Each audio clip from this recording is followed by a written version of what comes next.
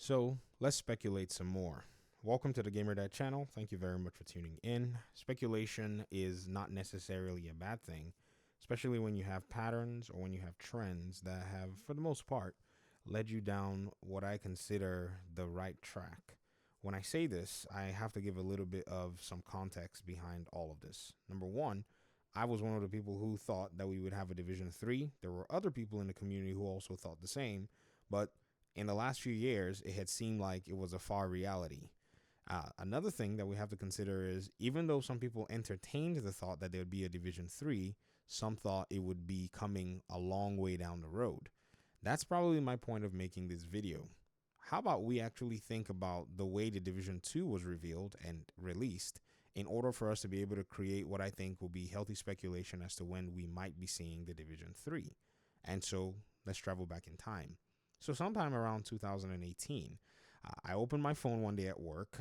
I used to manage a specific area at a business so I could get on my phone. And next thing you know, I see that there is a Division 2 announcement. I'm thinking to myself, okay, this is insane. We didn't even know what was coming because previously we had heard announcement that Ubisoft Massive was working on an Avatar game. And I remember a lot of the Division community going and saying, if you guys are working on an Avatar game, what are you going to be doing with the Division? And we had basically silence. So I said, all right, no problem. When we saw this announcement, it was really good. It was a very healthy thing for the community. The game had gone through many iterations, and so there was a lot of happiness from members of the community at the time. I was quite excited. I'd taken a huge YouTube hiatus, just like the one I did this past year. It's fun. It gives you, it helps your health for you to take a huge break from something that you're heavily invested in. And so at that time, I was just, going around and thinking to myself, I wonder how we're going to see this game play out. Well, it was crazy because E3 of that year, 2018, we got to not only see the Division again, we saw a big announcement, we saw the developers come out and talk about the nature of the game, and then crazy enough, we saw gameplay. So in the year that they announced it, we got to see all of these different things play out. Now, there could be all kinds of arguments that you could make and say, well, this was a different time.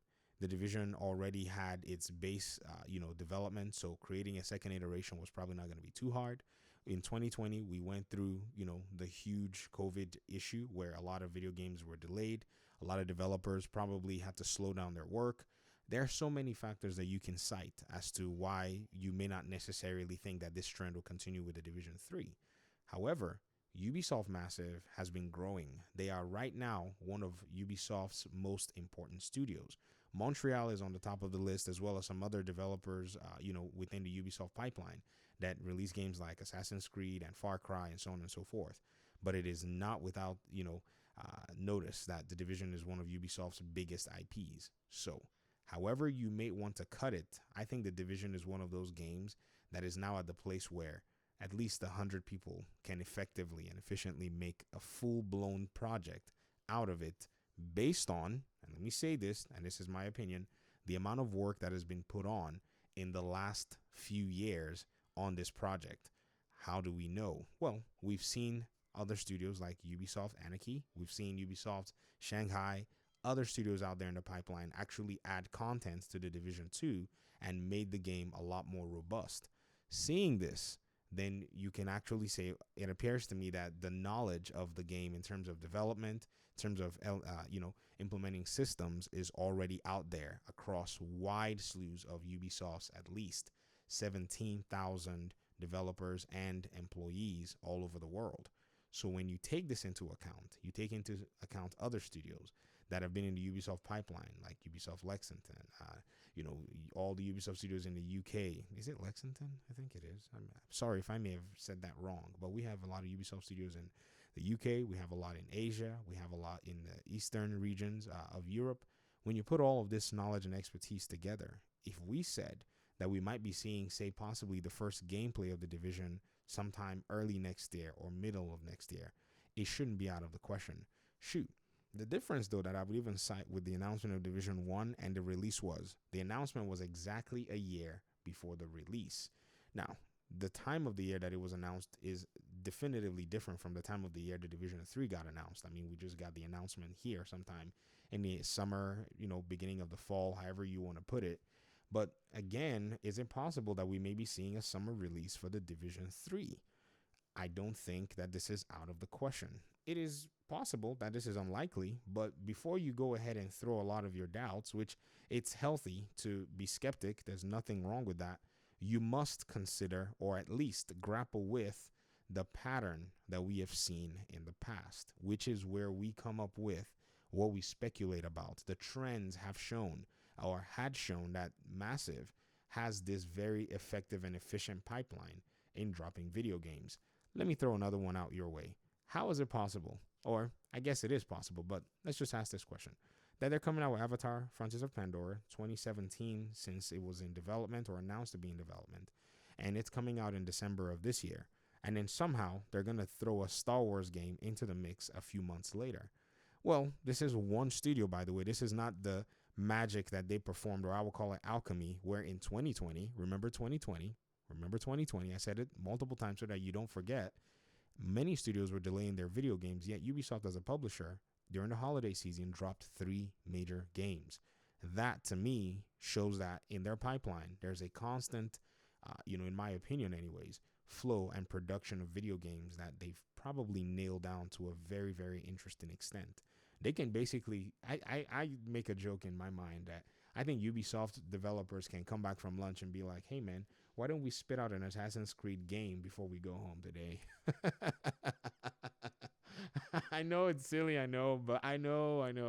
But it's just amazing to me as to their production, output. As many may say, well, Ubisoft, blah, blah, blah, but the reality still stands. You're not criticizing a Ubisoft game for not having a lot of content, because they are very good at using, a lot of vestiges of their old games to be able to put out new titles, to be able to iterate and to be able to innovate, because they spend a lot of time in research and development. So when you see the way we have a lot of knowledge base with the Division 2, and over the course of the Division 2, having added more studios that are knowledgeable about the project, knowledgeable about the systems, I will not be surprised if we get a Division 3 game very soon, because you know what that means, right? That is a profitability, how do I call it? It's a profitability cascade. Everything starts to fall in place for the publisher, and the publisher is basically seeing all kinds of crazy profits, because not only is it going to go be splitting its profits and using the brand recognition of Avatar and Star Wars to launch 2 huge games, it then also is able to serve its core community that has provided it at least 40 plus million players into its ecosystem. This is, in my opinion, probably one of the biggest projects that Ubisoft has in the Tom Clancy universe as of right now. I know Rainbow Six is big, I know Ghost Recon is big, but the Division is so big that the game, within how many years, from 2016 to now, which is somewhere around 7-8 years, has multiple video game iterations, depending on how you look at it. Think about it. I mean, Division Resurgence, Heartland is possibly an iteration once it finally releases, and then you have the 2 Division games. This is insane how much output has been going on and how much knowledge base is actually, I would say available as to how this game will be developed. Take that into consideration. And also, when you dream about the 700 or 800 employees that, Massive has, yes, they are working on 2 other games. Also consider the proxy studios as well, because they are also very knowledgeable about the Division project. And before I even end this video, I have to give a massive shout out, pun intended, to Red Storm. They are working on a full-fledged free-to-play Division game. How are they capable of doing it? Well, they have, in my opinion, what I think is extensive knowledge of the Division project as well. So don't be surprised when we actually get our very first gameplay iteration in regard to, unveiling the game within the next few months. I don't know. I don't even think 8 months is too far away from the date. But again, like I said, this is speculation, but I'm going by trends and I'm going by patterns, and even some of what I think is evidence that we've seen emerge in the Division universe. So thank you so much for watching the video. I appreciate you guys' time and audience, and let me hear your thoughts in the comment section. We'll talk soon. Peace out.